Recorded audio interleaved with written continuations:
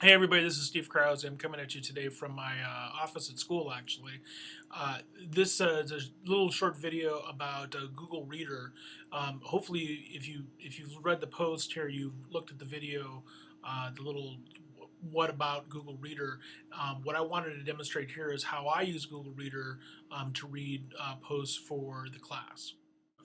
Okay. So here I'm at the EMU website, and I go up to where it says just type in reader.google.com, and I get this is what the basic page looks like. Now over here, these are things that I'm subscribed to. These are academic blogs that I read.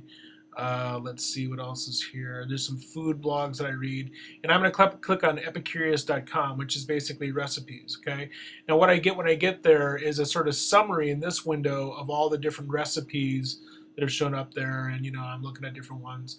And the spicy spaghetti with fennel and herbs, that looks kind of interesting. So I click on that, and what that opens is a new window that actually shows me that recipe. So I should back up here a little bit and show that. But anyways, so that's how it works. I subscribe to all these different things. Each one of these different things represents a different blog or news site or something like that that I subscribe to.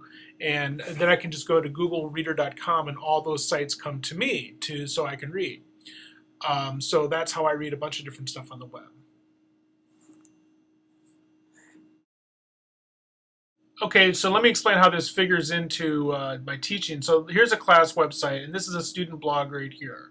So what I'm doing, and I don't show it very well. Oh, there I go. I'm showing it there. I copy the address for that blog, and then what I do is I go back over to Google Reader and I paste it in here.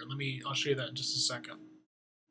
Okay, so here I'm in Google Reader. I click where it says Add Subscription, and that brings up that window. And then all I have to do is just paste the address that I had copied before, and then I click on the button that says Add. All right, now in this window where previously we had recipes, now we see the student's blog, and so it's all right there. Now what I'm clicking on up here is called Feed Settings, because I have all these different feeds for different things, and you create different folders. And what I have here is a folder called English 516. There it is.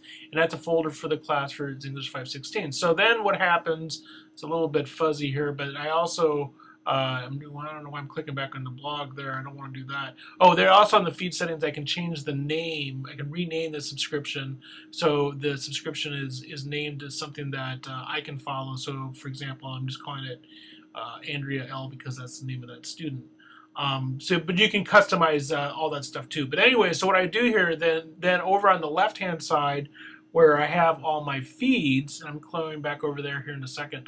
Now English 516 shows up, and I can see all the different students who are in that group, and that's how I read student blogs for my class. That's how I use Google Reader. I thought I'd just show you that real quick for a couple of reasons. One is because to let you know how I read your work, and also to just show you a pretty useful tool. I mean, if you're the kind of person who you've got a bunch of different websites that you look at every day, and you just want to have one place to look at them, this is a great way to do it. And you can subscribe to tons of stuff. The New York Times, Detroit Free Press, almost sports things, political things. Almost every website has some sort of RSS feed read, it's called.